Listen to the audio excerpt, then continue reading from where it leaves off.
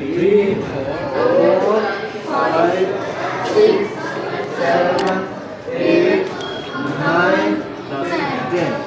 कितना टाइम है जी? Exactly 12 second. कितना टाइम है आपके पास? Exactly 12 second. देखेंगे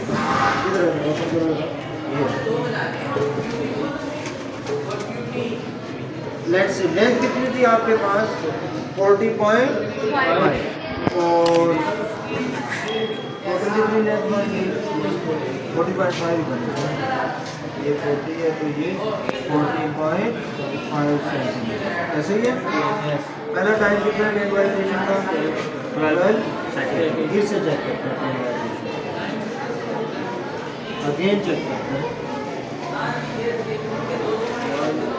1 2 3 4 5 6 7 8 9 10। अब देखो कितना है? 12.3 सेकेंड। दोनों का एवरेज अगर हम फाइंड करें 12.15 सेकेंड कितना आ जाएगा?